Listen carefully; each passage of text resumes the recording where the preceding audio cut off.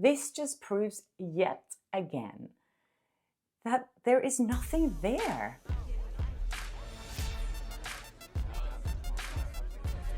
Hi and welcome to Flows and Talk. I'm Kjersti Flaa, and here on my channel I talk about my good and bad experiences in Hollywood and working as an entertainment reporter. First of all, I just wanted to say thank you to all the women out there, and men obviously, of course, but I've received so many beautiful messages from other women. And I think especially now because of that Glamour article that was released on Friday, where this journalist is accusing all of us female creators for creating this negativity around supporting other women. I feel like the complete opposite is the fact. I have never met more amazing, beautiful women as I have since I started talking about this. So there you go. I think that there is a really big silver lining here, that women support women, but we don't support liars. Also, I recently got this video up in my feed of Dakota Johnson. She is shooting the next Colleen Hoover movie in New York. I'm so curious to see how the new movie is going to be received. Josh Hartnett is also in the film, and Anne Hathaway is in the film. And I think Colleen Hoover is just laying really, really low right now. And that's probably why she deleted all those photos on her Instagram of Blake Lively and Justin Baldoni and Ryan Reynolds. So there's another Colleen Hoover film in the works, actually. This one is called Regretting You. And Deadline wrote this on March 15th, that Willa Fitzgerald is also joining the Paramount movie. And other actors involved are Dave Franco, McKenna Grace, and Mason Thames. Yeah, so Colleen Hoover is on a roll.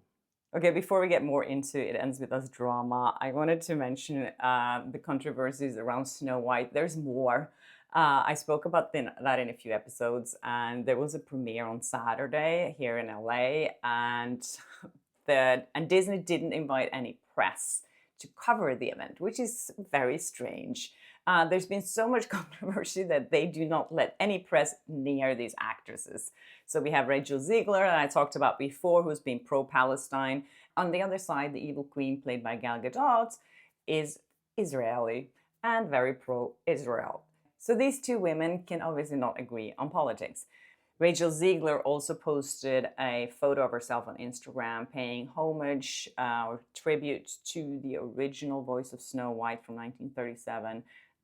The fact is, she trashed the original movie.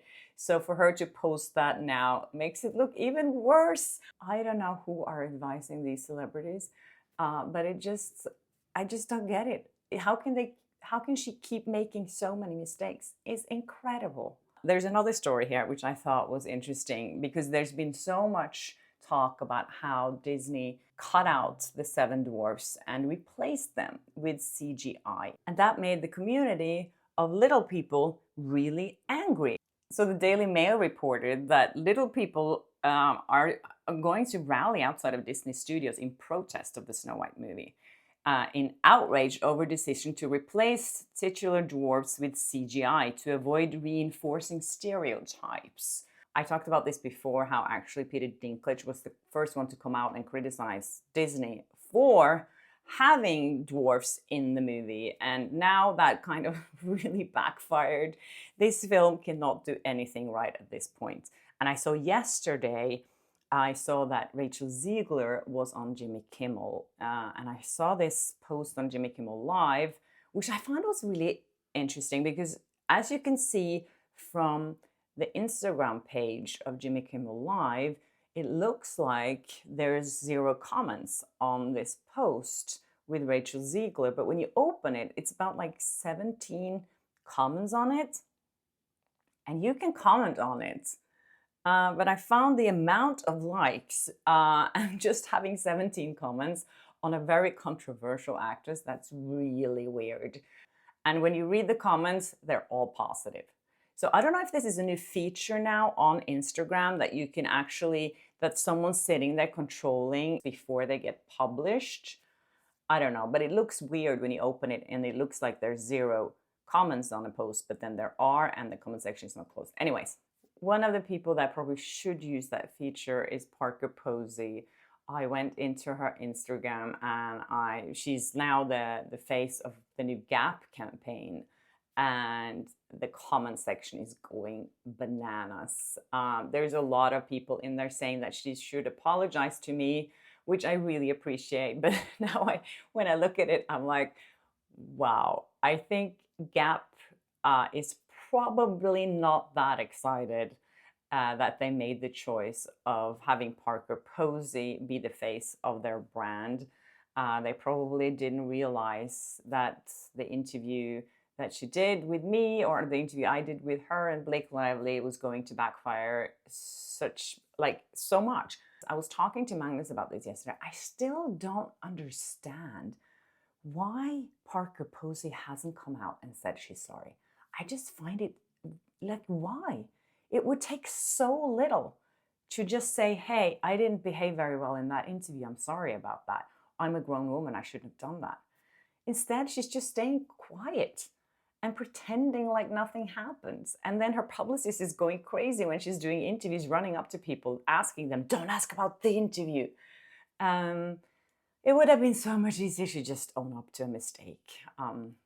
Anyways, okay, let's talk more about It Ends With Us. But before I get into that, I just wanted to thank the sponsor of this video, Honeylove.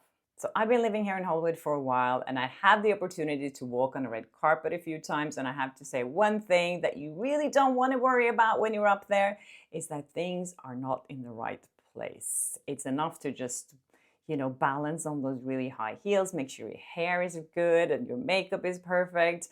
And that's why I was so excited to discover Honeylove. For us normal people who don't have a stylist, who don't have a glam squad, we still want to look our best. And I thought that shapewear always had to be really uncomfortable. But then I tried Honeylove and it was surprisingly comfortable. I wear this bra every day now. You can wear it underneath t-shirts and you can go straight to the gym afterwards because there's no wires, and I find it can sometimes be a bit painful. You can't see any linings, which is great as well. So this is what I wear under a gown when I go out. And it's fitted and tight, but it's not restrictive. It has this beautiful design, this lining that makes it look really glamorous. And most importantly, it stays where it's supposed to stay. It doesn't roll down or roll up. So you have to kind of correct things when you walk around. I hate when that happens. Another thing that I really like is that Honeylove uses targeted compression, so it enhances your curves and don't squeeze them. So treat yourselves to the best bras and shapewear on the market. So save 20% off Honeylove at honeylove.com/Kjersti, my name. Yes, so use my exclusive link to get 20% off at honeylove.com/Kjersti and find your perfect fit. After your purchase, they'll ask where you heard about them, so please support my channel by saying that I sent you. Elevate your comfort, elevate your style with Honeylove. Okay, so someone sent me some leaked footage from the rooftop scene. The rooftop scene that ended up being Ryan Reynolds' scene in the movie. One of the scenes that Blake Lively has apparently also complained about, that she felt uncomfortable in shooting. This video that's been leaked that is on Reddit showed that Blake Lively was laughing and having a good time, and no one could really see that there's anything off here. This just proves yet again that there is nothing there. I find it so interesting at this point, especially these people who are supporting Blake Lively. Like, where is the evidence? She said she felt uncomfortable in the dancing scene. Justin Baldoni showed a video from the dancing scene. We couldn't see anything there. She said that he came into her trailer while she was breastfeeding. He showed a text message that she was inviting him in while she was pumping. She said that she felt uncomfortable, that he called her sexy. She used that word all the time in interviews. Even with my boyfriend, she used that word a lot. She said that it made her really uncomfortable when Jamie Heath showed nude photos of his wife giving birth. We've seen the photo. We can't see any private parts in the photo. There's nothing. And I don't understand how all these people can come out and support her. What are they supporting? Why don't they want to see the facts? I just find it so baffling. Someone sent me this morning, actually a photo. She's on a cruise ship right now and she wanted to watch It Ends With Us. And it came up on her TV in her room like this. As you can see, it says stars, Blake Lively, Jenny Slate, Brendan Sklenar. They removed Justin Baldoni's name from the film. One thing is to remove it from the poster, as we've seen, but they also removed it from the cast, the list of the cast for the movie. And Blake Lively is the victim here. Yeah. Another funny thing that I have to say that made me laugh this morning, I was made aware of from another content creator without a crystal ball. I know a lot of you watch her stuff. I talk to her sometimes and she sent me this post and I was like, wow. So Stephanie McNeil, the glamour journalist who attacked creators for being mommy sleuths and for having an agenda, a political agenda that we all right-wing. Anyways, she went into her LinkedIn and I did so too. And apparently from her LinkedIn, Stephanie McNeil shows that she worked for 3 years as a news editor at Fox News. So her liberal agenda wasn't that important back then, I guess, or she was a conservative and now she's a liberal. She wants to make this political. We don't. I don't want to make this political at all, and I never made it political.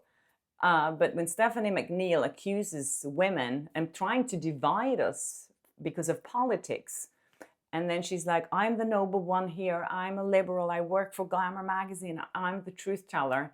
And then you're like, but you did work for Fox News. And one of the women that Stephanie McNeil is criticizing in her article is Megyn Kelly. I mean, she also, as we know, used to work at Fox News. And I think the reason why Megyn Kelly has a very special interest in this case is because she herself has been a victim of SH. As most of you remember, there was a movie even made about what was going on at Fox News when Megyn Kelly was working there. She was portrayed by Charlize Theron. I actually did the press junket for the film. And this was kind of the beginning of the Me Too movement, which Megyn Kelly was kind of a part of. Megyn Kelly said she had nothing to do with the movie. She wasn't consulting on it, but she did admit publicly that a lot of the things in the movie were true. So the fact that Megyn Kelly is invested in this has nothing to do with her being a conservative. It has to do with her having her own experiences. That's the way I see it. So I think the fact that someone like Stephanie McNeil is trying to make this political just makes her look really ridiculous. I'm sorry, but it really does. Anyways, you guys, thank you so much for watching. I really appreciate your support and please keep the tips coming. And yeah, if you haven't subscribed yet, please do and hit the notification bell and I'll see you in my next episode. Bye.